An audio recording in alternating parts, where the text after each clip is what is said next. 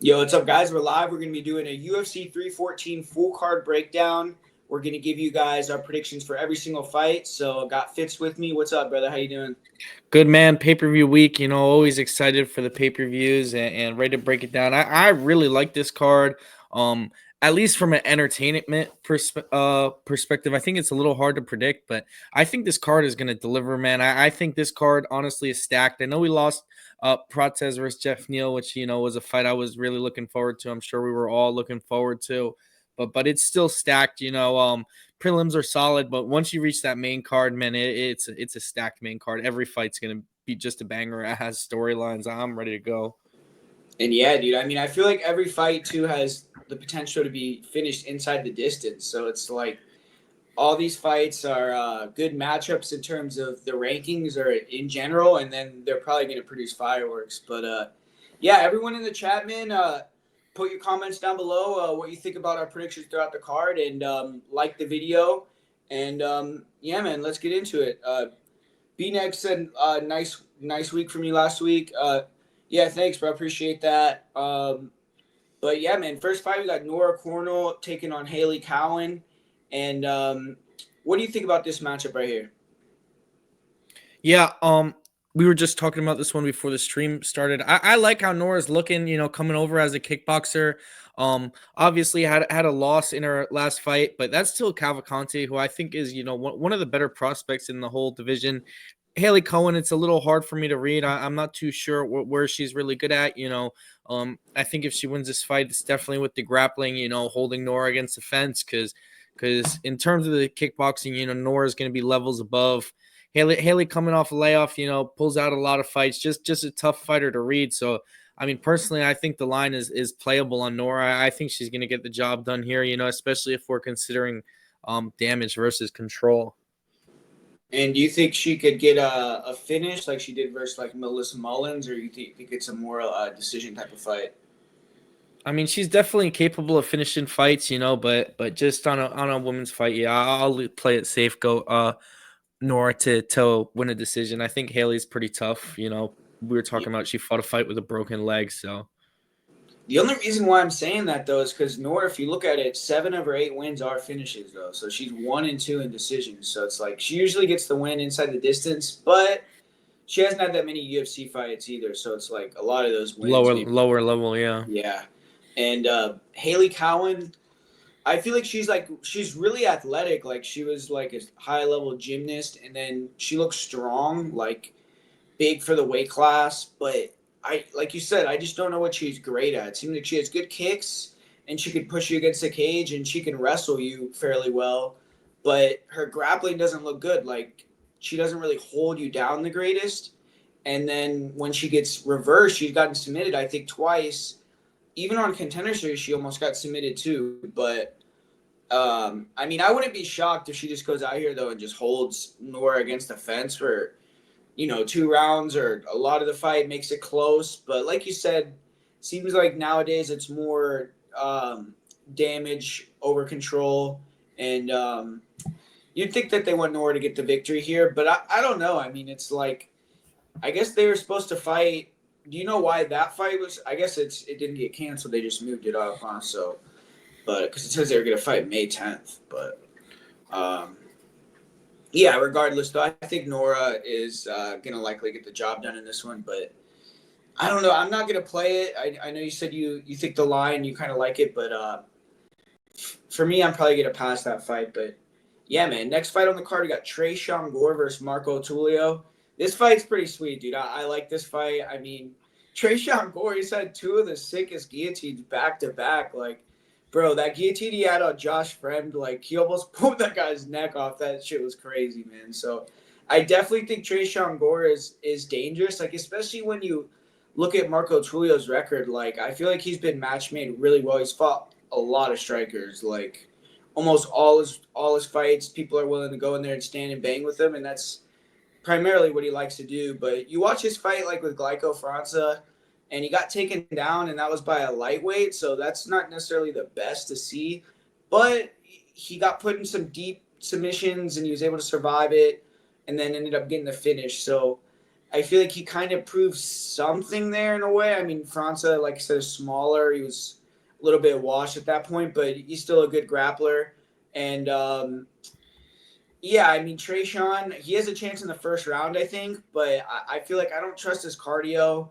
I think that Marco Tulio, shoot box like you're showing right there, that camp, they're gonna have good grapplers, man, and I feel like he's probably gonna be able to avoid the guillotine. I mean, we've seen Trayshawn Gore get it back to back times now, so maybe people are gonna be a little more ready for it, and I'm gonna say Marco gets the knockout here. I just think Trayshawn's gonna gas out after the first round. I saw him when he was fighting. Who was he's maybe it was Josh Fremd. It was somebody, but he was looking real tired, and then he got the finish. So might have been the Fremd fight, but then Brian Battle, he just wasn't doing anything on the feet. Like I don't feel like he is gonna pose much of a threat in the stand up. But what do you think about it? Yeah, I'm with you. I got Tulio by knockout. You're talking about that battle fight. I thought Trayshawn Gore was gonna knock out Brian Battle, and since Yeah, a then, lot of people. I just haven't been on high on him. He's low volume on the feet. I think Tulio is just a better striker. I don't think he's going to be able to take Tulio down. Maybe Gore will show some improvements in his wrestling. We really don't know. He came off a long layoff and got that quick submission. So you don't know Yeah. how it's going to play out, but Tulio I feel is dangerous. He's got a lot of momentum. I mean, both guys technically have momentum coming in, but I'm going to go with the shoot box product. I'm leaning knockout, honestly. Tulio's a pretty prolific finisher. We see most of his wins come by knockout. Um, you know, Gore has been knocked out before. I know he says he had like a terrible weight cut for that fight, but whatever. Tulio hits a lot harder than Cody Brundage, right? So Yeah, you'd think so. Cody Brundage, though, that dude, it's like he's like finisher boss too, though. But yeah. but yeah, I feel like Trayshawn Gore, like I said, I think if he doesn't get it done early, like round one, he's gonna gas because I just don't think he's gonna be comfortable on the feet. So I kind of like the inside the distance, but I'd have to look at the price again. I don't really remember right now, but maybe if that's a decent price, that wouldn't be the worst bet. But yeah, man, next fight, let you go first on this one: Sumidarji versus Mitch Raposo. What's your opinion on this fight? Yeah, for me, this is back and forth. I mean, if we're talking just betting line, I think the value is definitely on Raposa. I like Mitch since he's been on the Ultimate Fighter too. I thought he was always really good. I'm pretty sure he was like the number one pick on his season, the Ultimate Fighter. Lost in the house, didn't play out how he wanted to, but he was very young at the time. His fight against Andre Lima, it's says split decision. He lost. It was a close fight, but he clearly lost.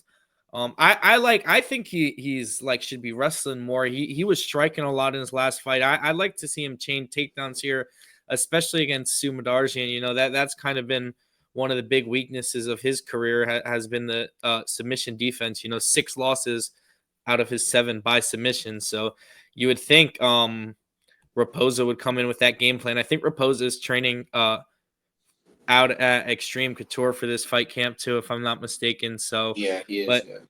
but Sue looked, in the Charles Johnson fight. I don't want to say he looked really good because he lost it, and some people are like, really hyping up that performance, but it was a loss.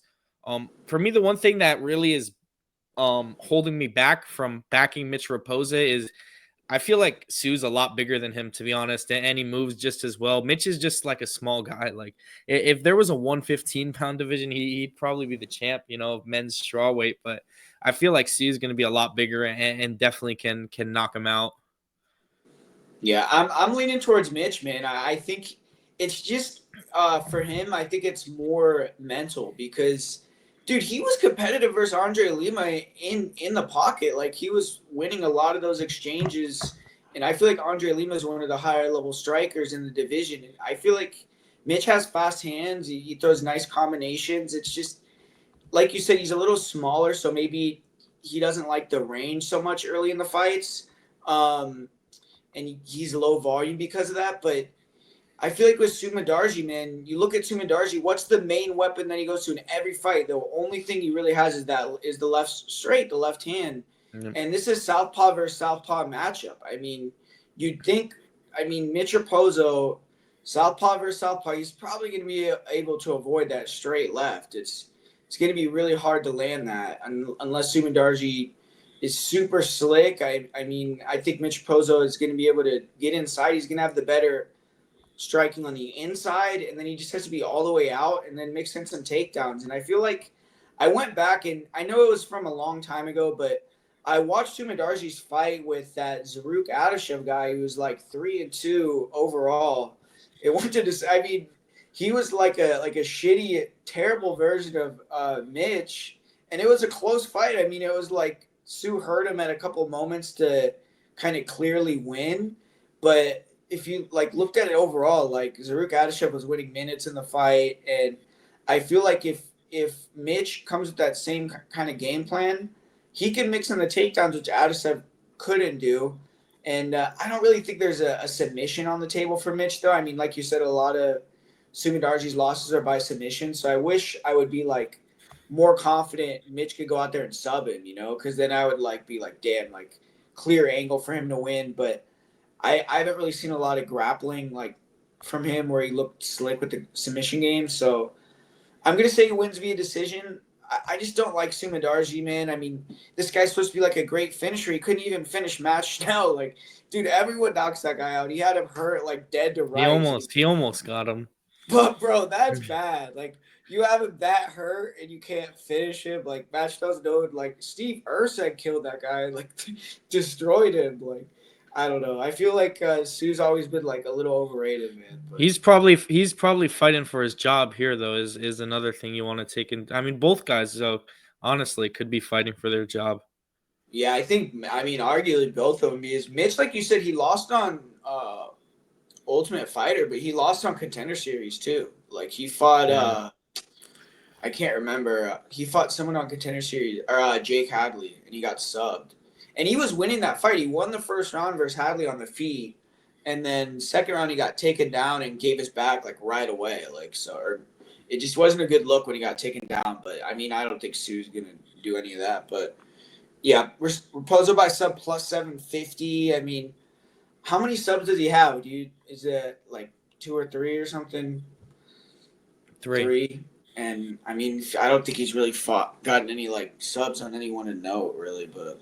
So I was looking at Sue's early in wins his too, career. dude. Like Sue's wins, he has so many wins against guys that have zero wins in their career. He has like half of his wins are against people with 0 W's. But Gold Cap's going with Cowan.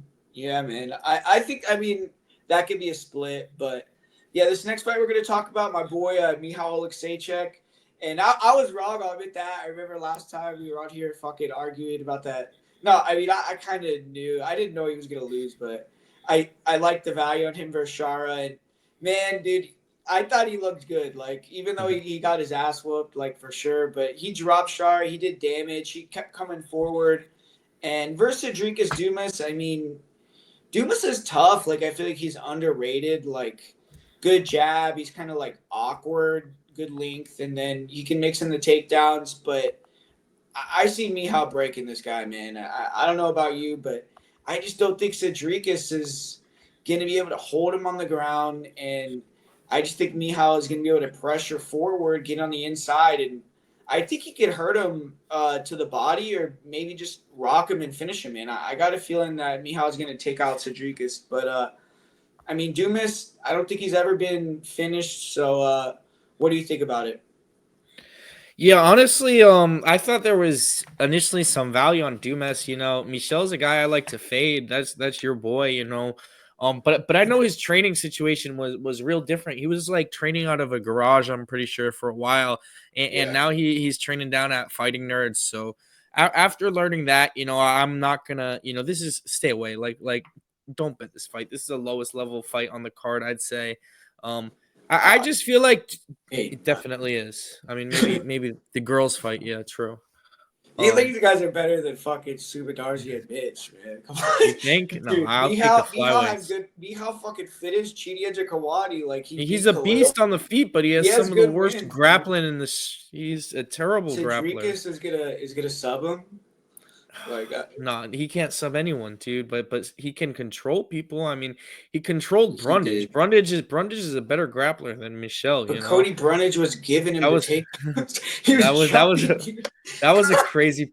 It was a crazy performance. That's the worst fight ever. I'll say. Like, bro, But that and on the feet, how is that just Michelle's second gonna rip him place? apart on the feet. You know, is the thing. That's why I mean I'm gonna lean Michelle, but especially with the fighting nerds. But there's a chance that Cedric controls this fight with the grappling. I wouldn't be the most surprised person in the world. You know, it's a clear weak point for Michelle. So you hope though he's been getting rounds in with Kai Berhalio, you know, and working on that.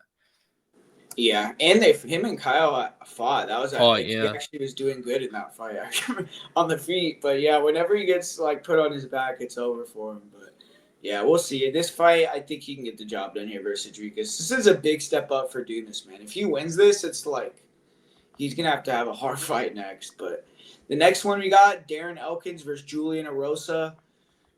Man, I really like Darren Elkins. You know, I'm a big Darren Elkins picker. Like, if you watch my channel, I feel like I pick Darren Elkins in more fights than like almost anyone on YouTube. And I've gotten it right and wrong.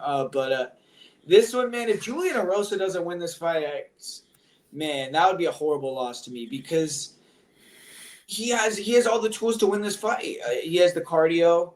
His grappling is really good. He's hard to hold down, and he should have a huge advantage on the feet. But I mean, I don't know why something tells me this is going to be a fucking sloppy war where it's like 29-28 either way. But Arosa just has the way of doing that, man. Like, he'll go out there, he'll kill guys that are really good, like high level guys, and then have bad losses and fights that are way too close. Like, I was watching his fight with Steven Peterson again, which I know it's like from a while ago, and it's like, man, he should have dominated that guy, and he made it so much like harder of a fight than it had to be. Um, but I got to go with him, man. I don't know if he's going to submit Elkins.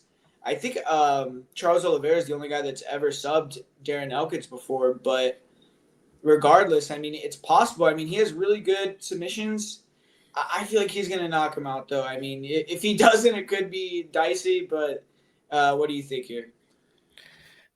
I mean, I'm surprised you're not saying. I don't almost want to say take a shot on Elkins, dude. I mean, you're saying you don't think he's going to submit him. I'm almost positive. I mean, you think he's going to catch Darren Elkins in a guillotine?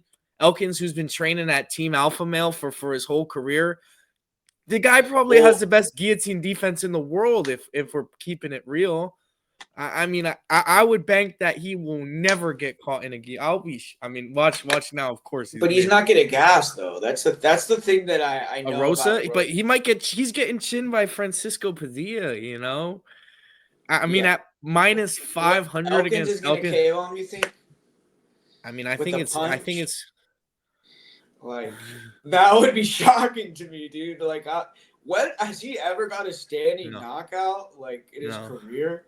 A head kick. Holy shit, he did. Respect it. He against got. Bektik. Yeah, I mean, maybe, bro. I mean, maybe you're onto something. But no, I I get what think it's you're gonna be a saying. Rosa. I I think just it's think the like, line is a little wide. yeah, I get what you're because it's like Arosa is not usually a guy you see at that price at all. So, and he's got it knocked out by low level guys, like I'm saying. But man, like, dude, this guy beat like Nate Landwehr. He beat Christian Rodriguez. He's beaten all these guys, and then he's gonna lose to Elkins. And like at this Yeah, point in Elkins' Landwehr is kind career, of just like Elkins. You know, it's a but very he similar dominated matchup. Elkins though when they fought. He was Yeah. like talking to Dana in the middle of the fight. Like, dude, like I don't know. If Elkins wins, he's the man. I mean, this guy's been able to get like so many wins that people didn't think he was gonna get for like years and years. So eventually it's gonna end, but I mean, if he gets another one, it's not like I'm gonna be mad about it. And I'm not gonna bet a roast at that price, but I just feel like on paper, man, you have to pick him to win. I feel like he's gonna get the job done. And talking about on paper, picking someone to win. I mean, this next fight, Chase Hooper versus Jim Miller. I feel like a year ago, and we're talking about the odds. I mean, with Chase Hooper at almost minus 1,000 or like minus 900 a year ago, don't you think Jim Miller would have been like minus 110 or something? It would have been like if this was before he fought Slava Borshev.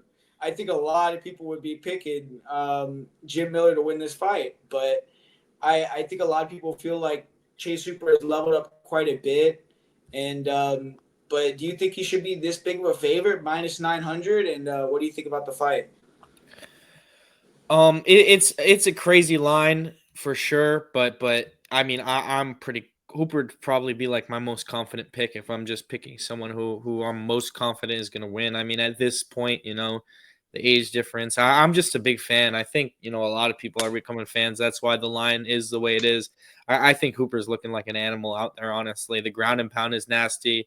The grappling is elite. His grappling, like the way he rolls, like his wrestling isn't there, but his grappling is without a doubt elite. Like he has jiu-jitsu matches with like the best of the best.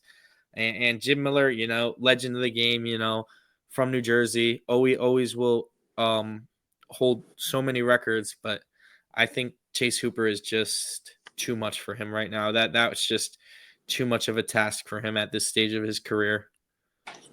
Yeah, I agree. Ultimately, I feel like Jim is just going to gas. I do think, though, like, if these guys had a grappling match, like, Jim Miller could easily compete and hold his own for sure. Like, he could even probably win, like, a pure jiu-jitsu match. But it's just the gas tank for me. I feel like Jim Miller, Hooper, man, the way that he fights, like, he's always hanging on you. He's so big. And I feel like he just gets these guys tired. He's a great scrambler. And, his striking is getting better. I mean, I don't know if he wants to be on the feet with Jim Miller, though. I mean, early on, it's going to be some issues, man. Both these guys are southpaw. We've seen Jim Miller fight other southpaws and destroy their legs, dude, with leg kicks, like Dustin Poirier. So if Chase Hooper, like, is a little too confident on the feet early and, like, gets compromised, I mean, hey, maybe Jim Miller could do something. And I think Jim Miller, round one, man, you you can bet that. Put some small money on it. You're not gonna like be mad if you lose because he's had so many first round wins. I mean, look at his last fight with Damon Jackson. He goes out there, snatches that dude's neck so fucking fast. Like that was sick, dude. The way that he got, like he could get that on Chase Hooper. It's unlikely, but he could do it. Like how much better is really like Chase Hooper than Damon Jackson? I don't know if you could say he's levels and levels above him. Like you might could say he's better than him at this point, but I mean Jim Miller could catch him, man. It definitely could, but I just think he's gonna gas if it goes longer. I kind of like this fight to end inside the distance, maybe end via submission. But I was looking at Jim Miller round one sub plus 2,800. I mean, to me, dude, bro, if you put $100 on that, you can win. You think he's gonna sub him? Bro, I mean, look how many subs Jim Miller has in round one. He subbed Charles Oliveira. True. He subbed Damon Jackson in round one, his last fight. Damon Jackson has how many submission wins? Like the guy's a black belt. Like I mean, you think you don't think Chase Hooper is like a level above even a guy like Damon Jackson in terms of the grappling? I mean, Chase Hooper is losing to Renato Moicano in grappling matches. Like I feel like Jim Miller is a better grappler than Renato, personally. I mean, but I get where like I'm not saying it's likely. I'm just saying, dude. No, there's value there. At those odds, he has a way better chance than what is that like a 2% implied probability? Like I feel like he at least has 10-15% chance to get a first round sub or a first round finish. Like go click on his record right now. I bet you he has like 20 first round submission wins. At least 20. Bro, 21, like 21 wins by submission, yeah. 14 in the first round. 28 finishes, and like I bet you majority are round one. I mean, yeah, Miller round 1 plus 1,800. I mean, 16 in round one. You're saying? Yeah, 14 submissions and 2 TKOs. Yeah, I mean, so I'm not saying that's gonna happen, but dude, at the odds, like I feel like that's good odds. But nah, Jimmy, what did they say about it? I didn't see, but yeah, I mean, as a pure pick, I think Cooper. Do you think Cooper's gonna finish him too, or do you see it going the full distance? I think I would inside the distance. I think he can ground and pound or wrap up the neck. Yeah. I mean, ultimately, that's my pick too. It's gonna be Chase Hooper. Probably round 2 or round 3. I'll say he gets a KO, TKO on the ground, but could be a sub too. But I think it'll be on the ground. He'll get him tired and finish him. But next fight, Virna Jandiroba versus Yan Xiaonan.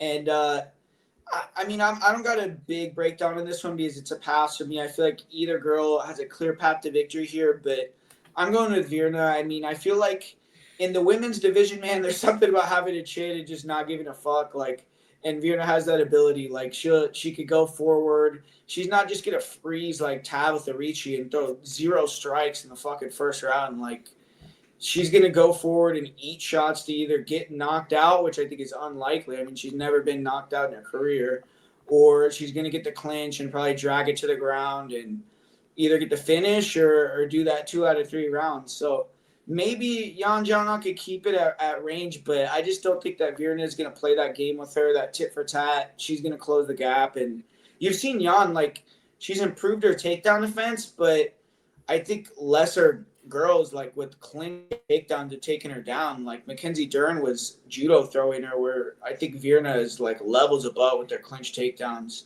Um, so yeah, I'm leaning towards Virna, but I can easily see Jan maybe sniping her, and I can honestly, man, I think this fight could.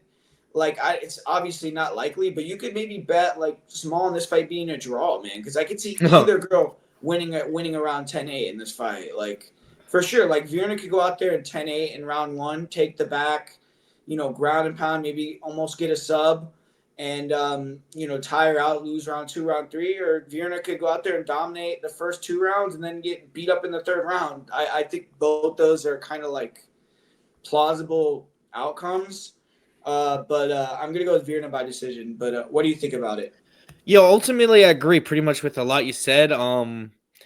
It's close because in a striker versus grappler matchup like this, they both have such clear paths to victory.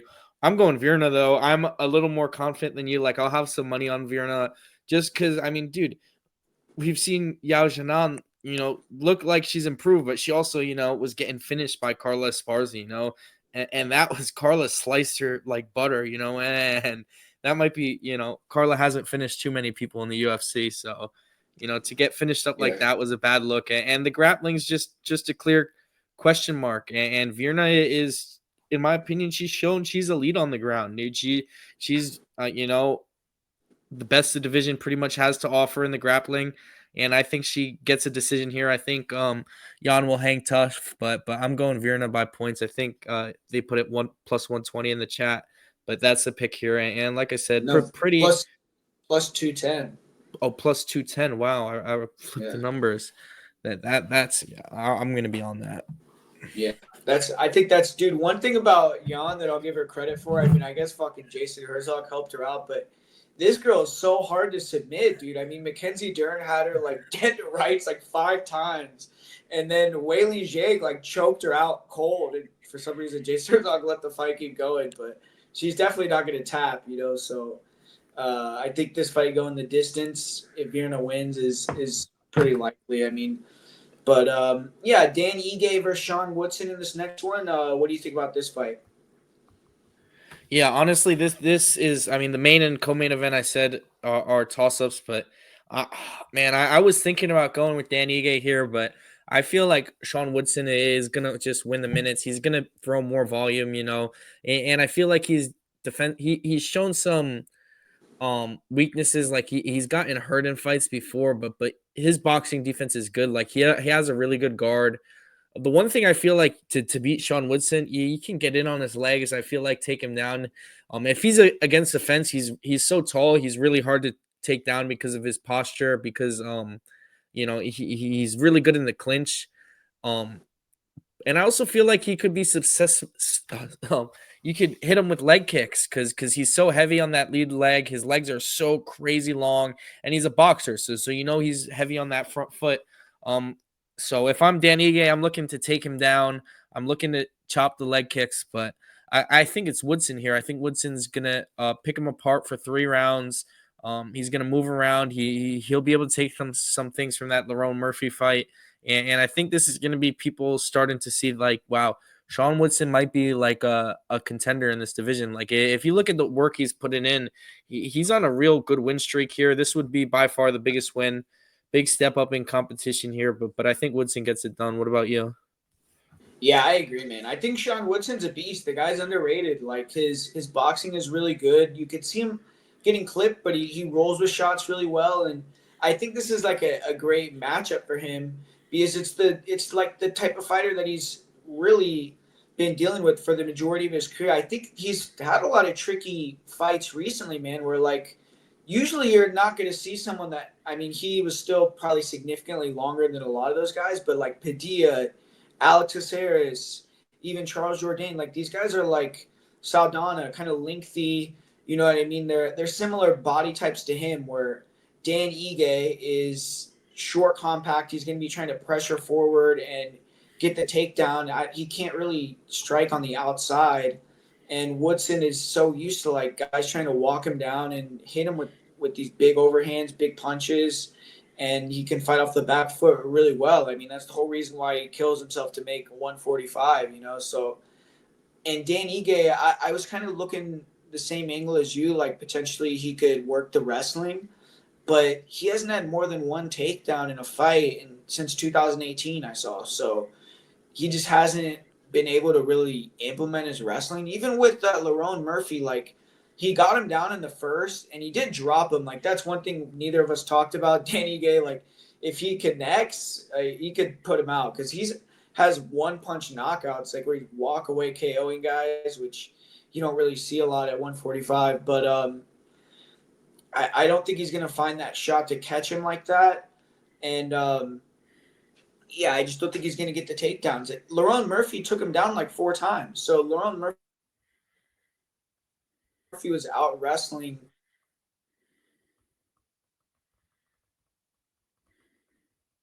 forcing him into a stand-up fight, kind of just box him up. And I don't think Ige's ever been knocked out, man. So even though Woodson, like he finally showed some finishing ability his last fight, he's probably going to go back to a decision.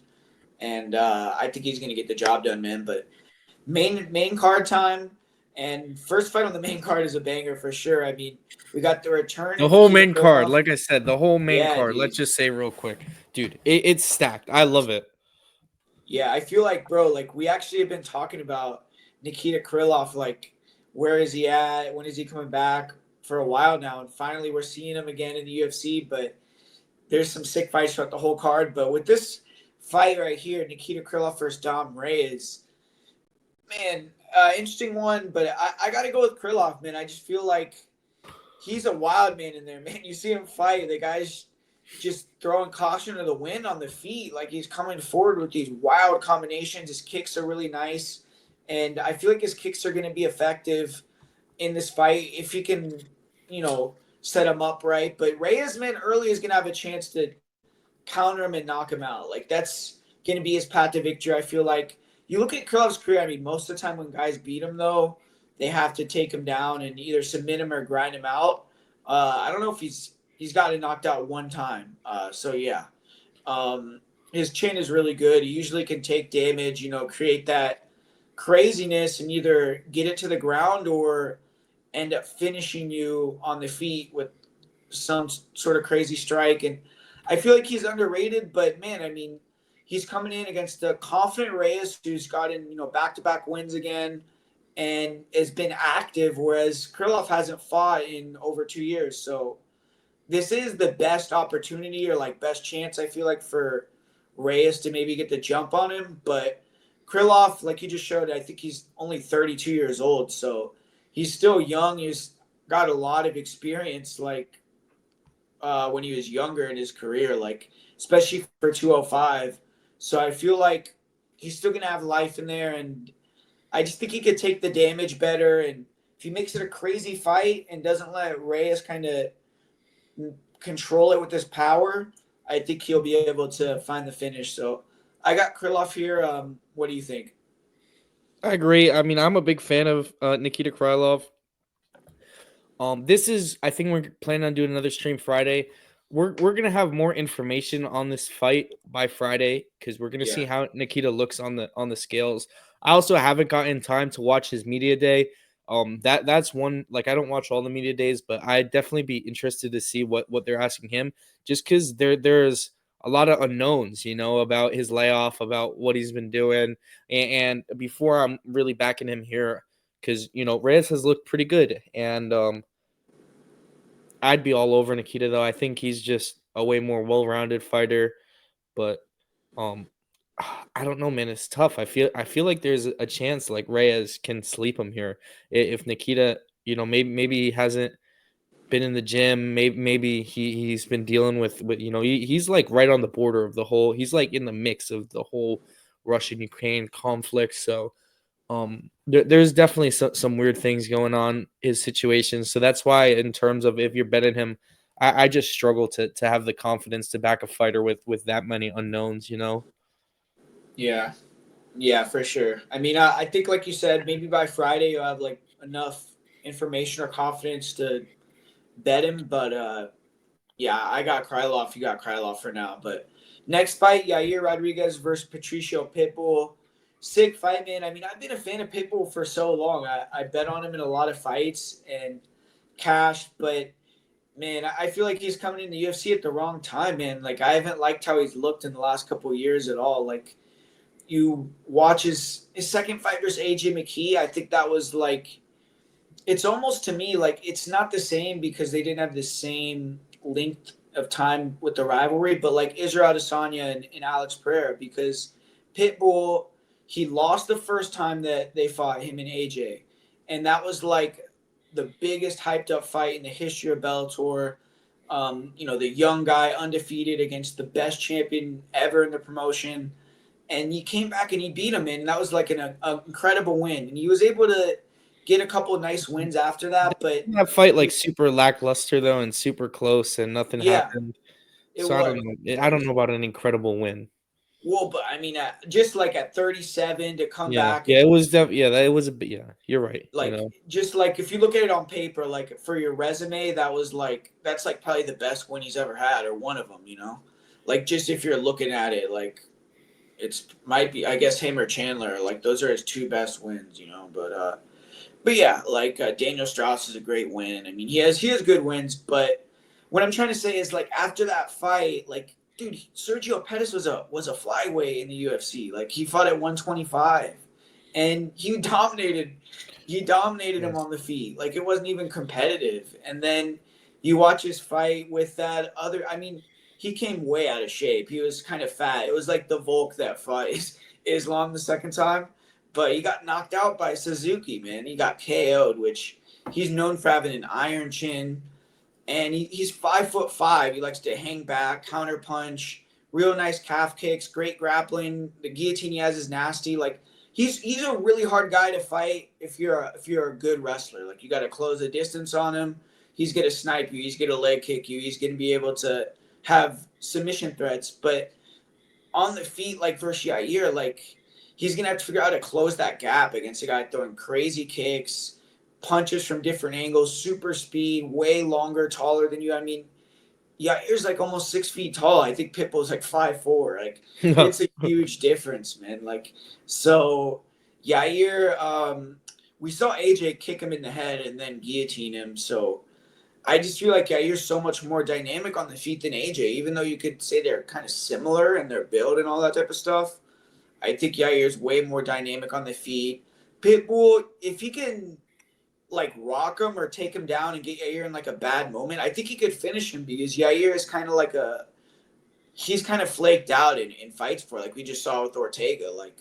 But I kind of feel like he's going to dominate this fight, man. I think he's going to be able to defend a takedown or two, and Pitbull's not going to really push the wrestling, and then he's just going to beat him up on the feet. He might even be able to get him out of there. So I got Yair. I feel like, man, Pitbull has been talking a lot of shit to the UFC for years, and I think Dana White got him at the right time where like he's probably going to get some losses and yeah. But what do you think about it? Yeah, so I mean, we've seen this story before. The Bellator fighters coming into UFC as underdogs. Chandler was an underdog. MVP was an underdog. They both won. Pitbull coming against the underdog against Yair. I gotta agree with you, man. I think Yair is gonna pick him apart on the feet. Um, he's so fast, so dangerous. He's got to manage his output because he doesn't want to gas against Pitbull here because Pitbull's not going to gas. He's definitely not going to gas in a 3-round fight. I don't think so. and he's going to be dangerous throughout the fight. He carries that power. But I agree. Yair, I think, could finish him in round 1 even. I don't know if I'll be so bold to pick that because, like you said, Pitbull, super tough, legendary chin. But Yair, man, presents a lot of danger to every opponent he faces. Look what he did to Josh Emmett. If you guys forget what Yair is about, so yeah, give me Yair. I'm on the fence like you. I don't know if I'll be bold enough to pick that TKO or decision. Um, I think he's pretty safe. He's at like what 2-1 odds right now. Yeah, Yeah, exactly that. I think it's all right. It's a decent price. Maybe look for like round 2 to start and Yair or something like that. But yeah, give me Yair to get the job done. yeah, and like even the bookies, man, I'm looking right now, like they're kind of the same where they got the fight ends inside the distance -110. So they're kind of like, 50-50 if he's gonna finish or not. But yeah, I got Yair there. But man, next fight we got Bryce Mitchell versus Gene Silva. I feel like this is probably this might be the biggest fight of the year for the UFC, which is People's main crazy to event, yeah. say. Like but in terms of hype, but fuck, man. And tomorrow they're gonna have the press conference. I feel like it's gonna be even crazier, man. And one thing about Bryce Mitchell, I mean, dude, this guy is good at hyping fucking fights. Like a lot of his fights are like, dude, when he fought Ilya, that shit was like that was a great build up. Like he's a great like even if it's whatever it is, he entices people, man, and I feel like he's real authentic. Like Exactly. That's what it so, is. It's the yeah. authenticity. That's why people like him because he's just himself. And I mean, he's a character. Not every fighter is going to be Bryce Mitchell, but he's not playing a character. And that's why I think people fuck with him. Yeah, exactly, man. And Gene Silva too. I mean, I feel like it's kind of weird. It's like when you're online and you're looking at it, it's like Bryce has like majority of the love, and then when it's in person, it's like all anti-Bryce. So we'll see like what the actual sentiment is like on fight night. I'm gonna be curious to kind of see like I probably people are gonna be going for Gene, but yeah, man, I think Bryce has like a great chance to win this fight. I feel like this should be closer to a pick 'em. Like, and I always forget Gene Silva, so it's like if he wins this one, man, I probably got to stop doing it. But I'm gonna pick Bryce. I mean, I just feel like Bryce is underrated, man. You look at his striking on the feet, like people like act like he's a horrible striker. I think his striking is pretty good. Like when he was fighting Taporia, he was competitive on the feet in the first round. Like you could argue that was like a 50-50 round. He took him down a couple times as well. And I mean, he got caught with the perfect shot by Josh Emmett. Like anyone would have got KO'd by that, man. I mean, so it is what it is. Like it's not like he's out here and got KO'd 5 times before or something like that. It was just happened that one time he got caught and then Ilya got him, but Ilya didn't even like knock him out cold or anything. It wasn't like he killed him, but he submitted him. But I feel like Bryce, man, he can move around on the feet, make Gene Silva miss and just be awkward enough to where he could time some takedowns. And if he can get on top, he could change the course of the fight, man. He could land ground and pound, he could hurt Silva. And I don't know if Silva's going to be able to defend these takedowns, man. I mean, he got taken down 3 times in the first round by Charles Jourdain. And if he's getting taken down by Bryce, he's not going to be getting up super easily like he was against Jourdain or maybe some of these other guys that have taken him down. I mean, Bryce's grappling is top notch. He probably has some of the best grappling at 145. I mean, the way he blends submissions together, the way that he's able to control on top is just super good. Like if he gets a takedown, Gene isn't just getting up so easily. So the other thing that I like in this matchup for Bryce is I don't think he's gonna play that, bullshit like friendly game with Gene that he likes to play, where Gene likes to kind of lull guys. I feel like he is taunting you and then he's high fiving you all the time, and it's like he's trying to buddy buddy with you, and then he's exploding on you and catches you. And Bryce just has to stay locked in, man. I mean, don't fall for any of that bullshit like chicanery stuff that Gene Silva's doing. Move around on the feet. Don't engage with him like crazy. Like if Bryce comes in there emotional and is like trying to exchange with him, I mean, yeah, he's probably gonna end up getting clipped and knocked out. But if he moves around and times the takedowns, I mean, what have we seen from Gene Silva to tell us that he's gonna stop the takedowns for one, and for two, be able to do anything with Bryce on top of him. Like, I don't think he's proven any of that. The one thing that I think Bryce could do is throw kicks, man. I mean, throw kicks, because if he ends up on his back, I don't think it's going to be an issue for him.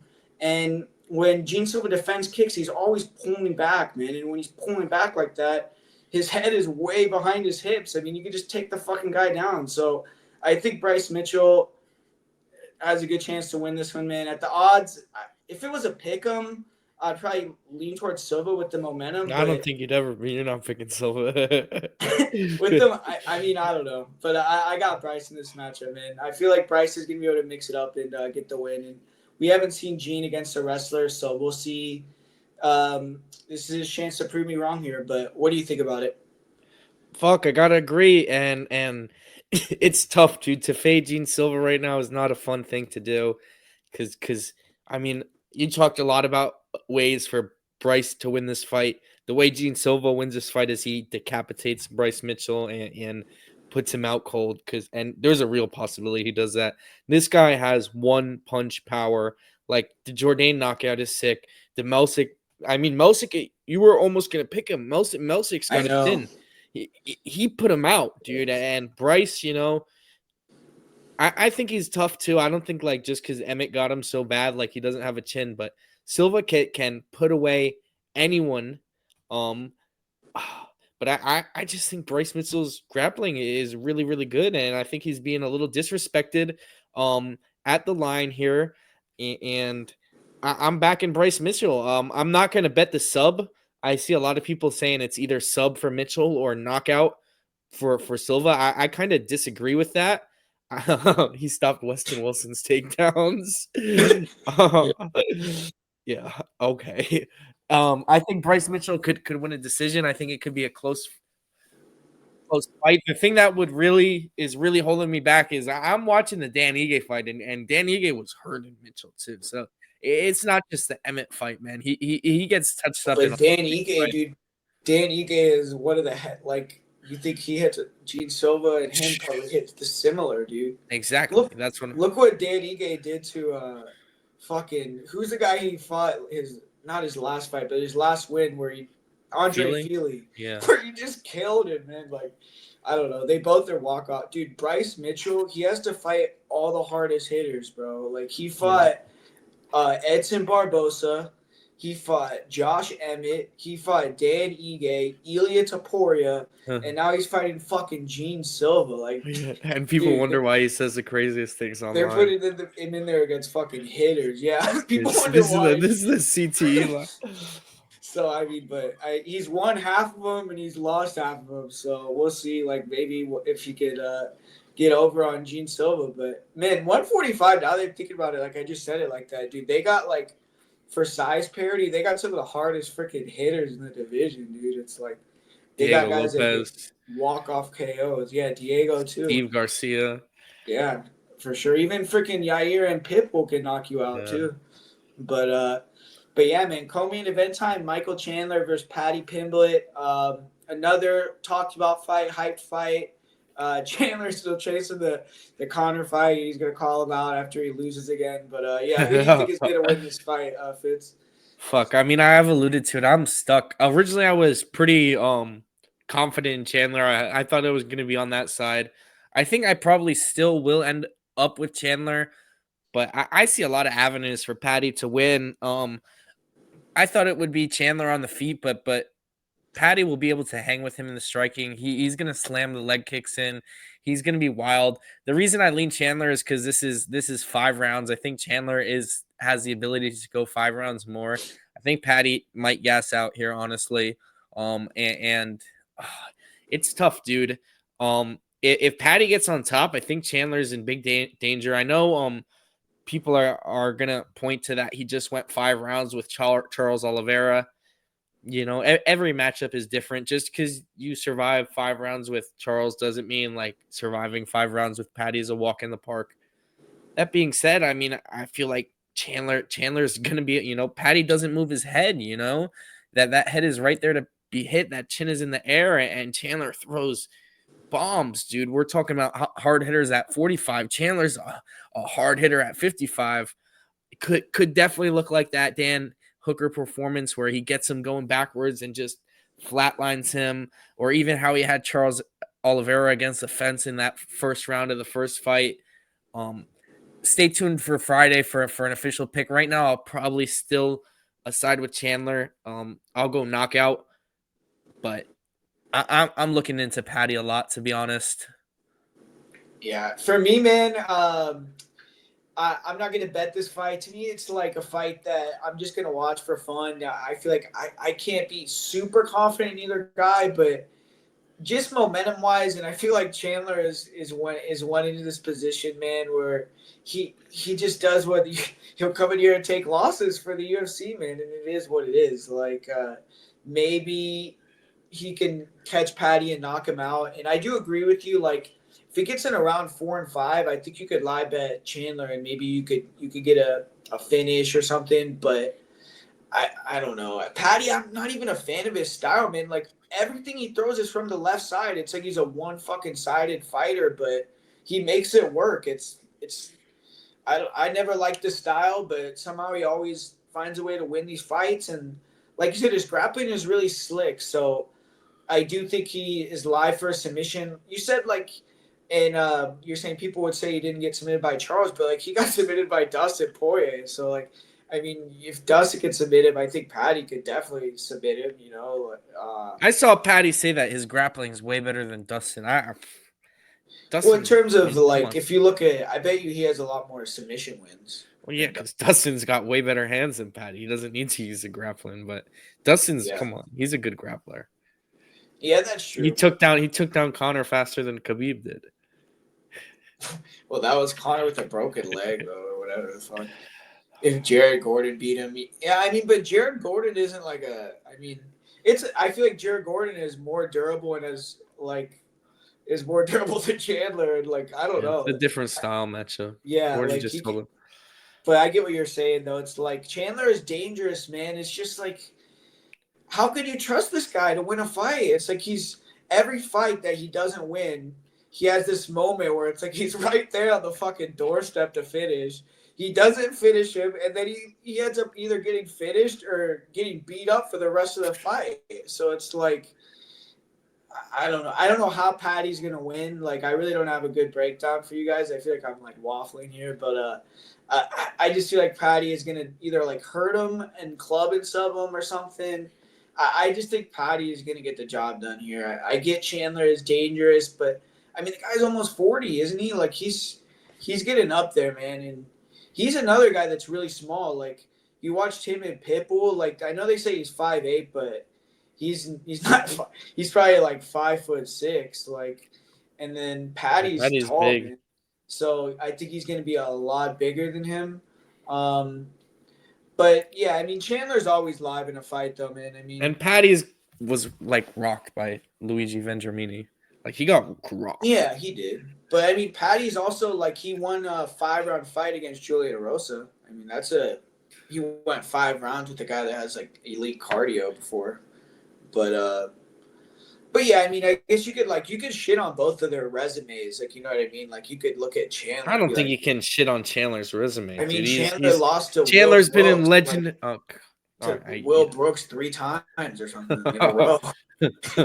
Like Chandler But he got beat Eddie dropped by Alvarez. He beat he got Eddie dropped by Alvarez. Tony though, like in the first round. And then put him on a UFC highlight reel for the rest of history. Yeah, I mean, I'm not. I actually like Chad. I'm just like talking shit about him now, but it's like you can like both these guys. Like I said, I don't like Patty either. Like dude, I was so confident Jordan Levitt was gonna beat Patty, man. I was Well, so confident in that's that, your and bias. he was doing so good too in the fight. But like man, it's like You got it is what it drunk. is. You know, but I just think Patty's gonna find a way to get the win, man. But yeah, main event time: Alexander Volkanovski versus Diego Lopes. Man, vacant belt. Honestly, man, one thing I want to say before we start this fight is I want to know what the fuck are they doing with Ilya, man? Like, how are they gonna have this vacant title fight without telling Ilya is us gonna like be fighting Saporia, dude. It's the only thing. Like I don't know why they haven't announced. Islam? You mean? Islam, yeah. He's gonna fight himself. Yeah, but why don't they announce it though? Like they I guess they shouldn't. just Like, don't have a date. It's probably Ilya probably wants more money. Ilya's probably yeah, asking for a huge paycheck. I That's don't what I know. would guess. Maybe, but it's like, dude, he gave up his belt, so I feel like you gotta like say what he's gonna do next. But I don't know. Either way, they're gonna fight for the vacant title here. Um, and I want to pick Volk, man. I really do. It's like I know he's the better fighter. I literally went and watched. Like I was watching Diego's. Like I watched his fourth and fifth round against this Nate Richardson guy on Fury, and Nate Richardson, like people shit on that loss, and it's not like a great loss, obviously. But Nate Richardson's a beast, man. That guy was actually gonna fight for Fury's ripping off UFC, but they were doing like some bad motherfucker belt. Like he was gonna fight Laurent Estevez, and it got canceled. But that was gonna be like he's like a high level guy like for regionals, and he ended up beating him like, and you could tell that Diego was super gassed in the fourth and the fifth round, like he was dead. So I mean, look at clearly him in the that's third round against Ige. yeah, that's what I'm saying. Like that's why I went and watched that fight because I was like, he probably got tired in that one too, and he did. So even with Brian Ortega, like round three, Ortega got hurt at the end of the round, but he was way more competitive and landing like a lot in round three on Diego. So Volkanovski, I think the game plan is clear. Like early on, move and feint a lot and just try to avoid the counters of Diego because Diego's a counter striker. Like the guy is not necessarily someone that's going to pressure you and like walk you down and throw combinations like Ilya was doing. Like Volk should be able to move around on the outside and keep it like a low volume fight. But I just feel like Volk is going to have success. This honestly, I see the fight happening. I think he's going to be like early on doing really well. Maybe he'll dominate the first round with his speed, like his feints.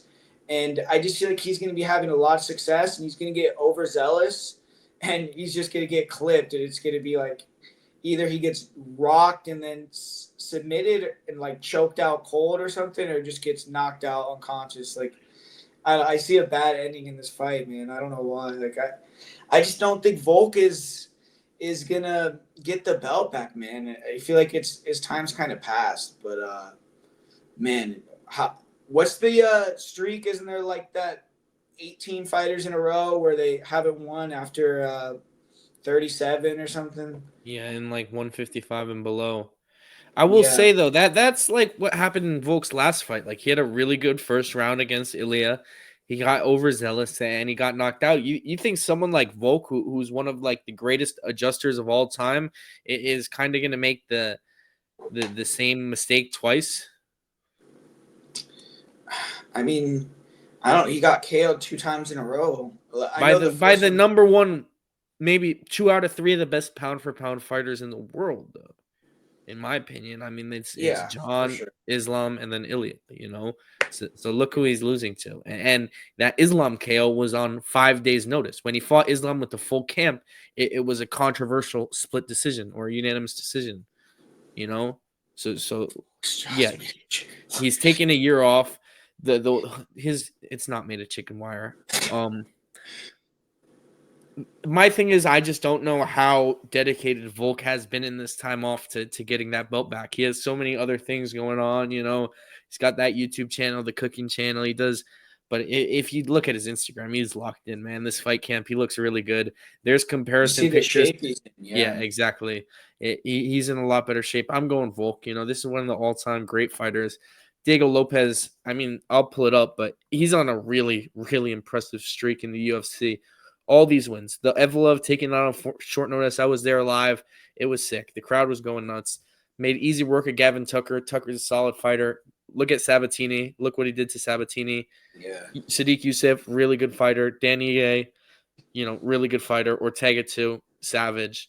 So he's had a really good run in the UFC, but as good as all those guys are, they're all levels below Volk. And if Volk is, still that guy, he still has to be that guy here because Lopez is dangerous. I That's mean, the I mean, thing. he's just a little. I mean, I feel like Volk, haven't look what he did to Yair. I mean, I think that's But they pose like that was almost 3 years ago at this yeah, point. that's Like fair. that's That's I give fair. it it's like I mean, watch the like first I said, round I with want to Ilya. pick He did really well. If he can fight like that here, he'll cruise to a decision. Well, to me, this fight, like, if you look at it from a matchup perspective, like, it's the same kind of fight as him versus Korean Zombie, but obviously Diego is like a prime Korean Zombie, not like the washed version that Volk fought, where it's like super sharp counters, and Volk dominated that fight. So that's why I said I want to pick Volk, but I don't know. It's just like a gut feeling, man, that I just think like it's hard for me to picture like after the fight, like Volk with the title again. Like I feel like that whole era of UFC is over, man. Like they're all those champs are gone, man. Izzy and everyone, but who knows? I mean, obviously this is he's not fighting Ilya again. Like he's getting an easier matchup to get the belt. It'll take a fighter like Volk's caliber to break that streak. It'll take someone special. And for me, Volkanovski is one of the all time greats this sport has seen. Yeah. Well, if he wins this one, man, I feel like that'll be one of the biggest like wins in UFC history. He'll solidify himself for sure as like a top 10 all time UFC I mean, fighter all if signs he point to wins. Diego, like momentum, the stats, storylines, everything. I feel Yeah. like the card is like kind of like a Latin America in UFC, kind of built around Diego Lopez becoming the champ and becoming Well, a like big I do wonder, superstar. like I wonder how many like if there's even ever been an instance where like a guy former champ got KO'd like back to back and then they came back and won the belt, like you know. But man, I mean, if he does, that'd be sick. It's not like I don't. I would rather Volk win. Honestly, I like Volkanovski, and I feel like he's like started to open up more like his personality at the wrong time. Like, dude, he should have been more like this like 5 years ago, online with his persona and all that. Because I feel like he's the most popular he's ever been right now, but he just has to capitalize on it. But yeah, man, full card breakdown predictions video. Thanks for joining me, man. I thought it was fun. I thought we broke down the card well, gave you guys some good perspectives. So, anything you want to say before we get out of here, bro? Yeah, check out TikTok if it's Magic MMA. Let's hope we can get back here on Friday to like a final recap. I'll be sure to be decisive with all my picks. Just I always like to wait to the weigh-ins, wait till the face-off for me. Some people will say that stuff doesn't matter. Me personally, picking the fights, I like to see them squared up with each other. I like to see how they look on the scales. I know you got to beat lines sometimes, but sometimes you need all the information too. It's a yin and a yang. Hope you guys enjoyed it. Can't wait.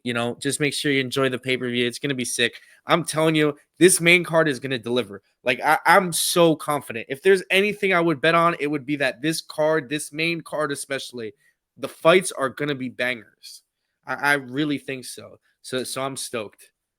Yeah, man, for sure. I agree. And I'll give you guys a play of the week. I'll say my play of the week is Mitch Raposo. I know me and Fitz disagreed on that one, but I'm going to say Mitch Raposo will be the play of the week for me this week. I think he's going to get the victory. So, yeah, that's going to be the play I give. But, yeah, man, this week we got PFL going on. So I think that's going to be happening during our stream. Maybe we could talk about those fights a little bit while they're going on. But probably going to have some coverage on that on Patreon and some other stuff over there. So go to Patreon, check that out. Hit the like button on this video, man. Support the channel. And like Fitz said, check them out on TikTok. And yeah, thanks everyone for coming on in this live. And we'll be back soon, most likely Friday, doing another video. So peace out, guys. Talk to you guys later.